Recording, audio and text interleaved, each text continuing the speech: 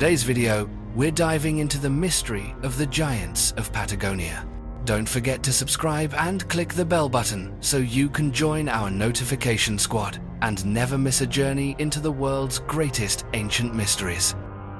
In 1522, as the mighty ship Victoria sailed triumphantly into the Spanish harbor, it marked the end of an expedition that had forever changed the map of the world. Of the 5 ships that set out, only this single vessel returned, carrying a mere 18 survivors from the original 260 sailors who had once embarked on a journey to explore uncharted seas.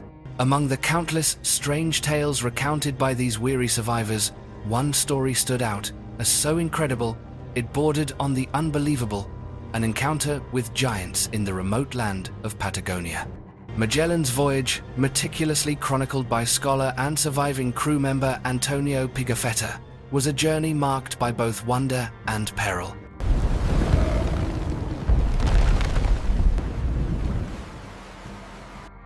Roughly 2 years after setting sail, the crew witnessed an astonishing sight as they navigated the waters near the coast of Patagonia. There on the shore appeared a figure dancing and singing in a language as strange as the land itself. The figure looked almost mythical, unclothed and energetically tossing handfuls of dirt into the air. But it was his size that left the crew both awestruck and fearful. He was described as a giant, far too large to be considered merely human.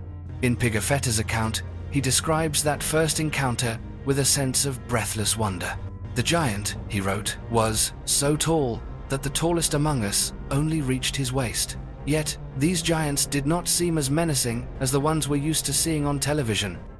Magellan sent one crew member ashore to express goodwill and friendship. This sailor, surely trembling with a mix of fear and curiosity, was instructed to join the giant in his dance. This unexpected yet sincere gesture bridged 2 worlds, and the giant responded to the goodwill of these much smaller visitors. The giant was then brought to where the rest of the crew could meet him, and was given food and drink. After an incident in which the giant was so startled by his own reflection in a mirror that he fell over in fright, he led the crew to meet the rest of his tribe.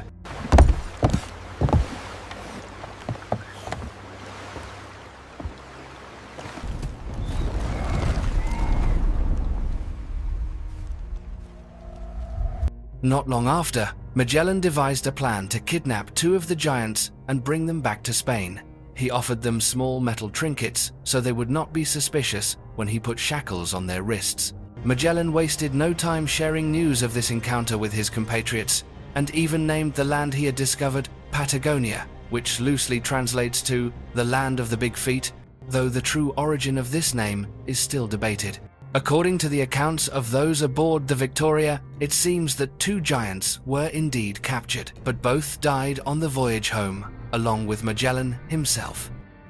Some consider the tale of Magellan and Pigafetta too fantastical to be true, yet there is a clear trend in the historical record.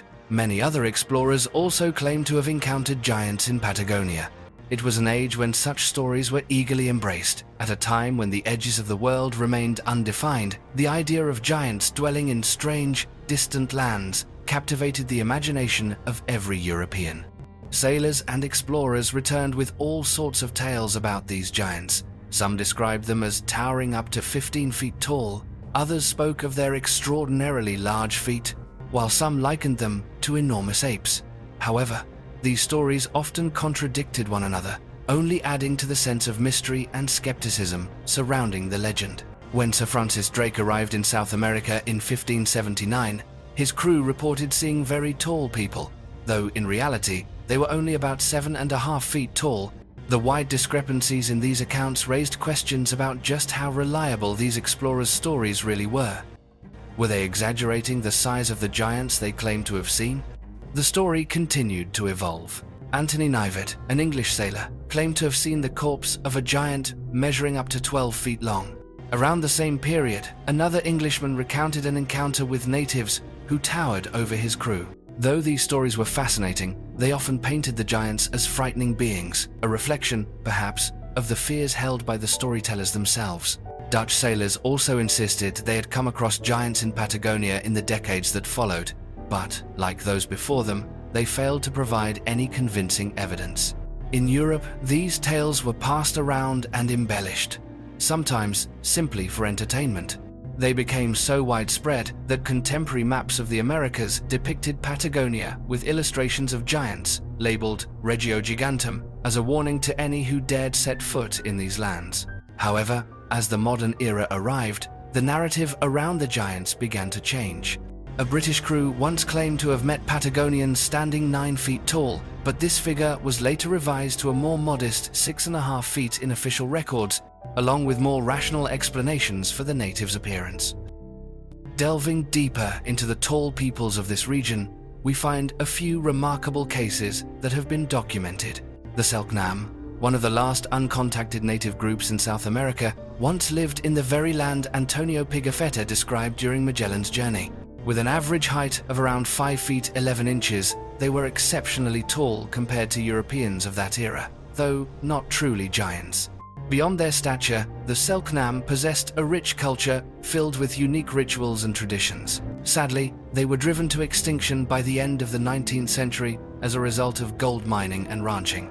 Notably, a photograph housed in the US Library of Congress, taken between 1897 and 1898, shows a Selk'nam man standing 7 feet 4 inches tall. Another group possibly connected to the tales of giants is the Tehuelche people, native to eastern Patagonia. In the 16th century, when the average European stood about 5 feet 5 inches, the Tehuelche were recorded as being between 6 feet and 6 foot 7. While not true giants, this significant height difference set them apart in the eyes of European sailors. The Tehuelche had a vibrant cultural heritage, though much of it has been lost to colonization and modernization, and their language is now extinct. Many believe the Tehuelche may have been the very tribe encountered by Magellan and his crew, and to this day, they remain among the tallest peoples in the world. Bergman's rule offers a scientific explanation for the height of the Tehuelche people. This ecological principle suggests that larger bodies are better at conserving heat, so communities living in cold climates like Patagonia over many generations evolved to become taller and larger. However, this is just a general rule and does not fully account for all the variations in human stature. Even with such reasonable explanations, there remains a fair share of ambiguity. Some scholars have raised doubts about Pigafetta's descriptions of the language, claiming they do not match either Selk'nam or Tehuelche. Pigafetta, who is known to some modern historians for his flair for exaggeration, may have embellished the tale to make it more appealing to European readers. Another intriguing possibility involves pituitary gland disorders, which can cause a few individuals to grow to exceptional heights. While rare, these cases have produced some of the tallest people in history. However, such conditions are not typical of entire populations and usually result in shortened lifespans due to health complications. It was thanks to the reputations of certain captains who claimed to have seen them that the legend of the Patagonian giants dominated European culture for centuries, lasting almost 300 years before modern skepticism brought their estimated height down to around 6.5 feet. During that time, tales of giants helped shape stereotypes of savagery and influenced how Europeans viewed South America. At first, Europeans were reluctant to accept that the giant's height had been exaggerated or inaccurately recorded, partly because these stories were just too entertaining. As a result, each time the story was retold, it became further embellished.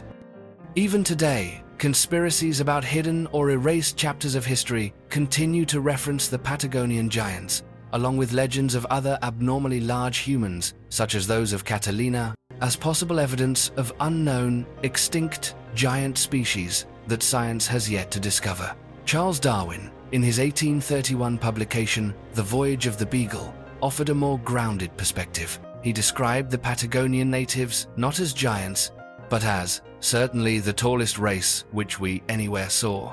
This observation marked a shift toward a more scientific and factual understanding of the region's indigenous peoples. The arrival of explorers like Darwin, along with the rise of modern science, played a key role in demystifying these legends. Gradually, people came to accept that Magellan's stories were likely inspired by encounters with relatively tall natives rather than true giants, signaling a transition from an era of legend to one guided by scientific thinking and empirical evidence. Thank you for joining us on this journey of discovery.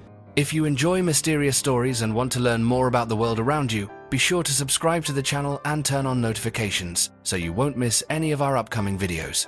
Don't hesitate to share your thoughts or suggestions in the comments section below.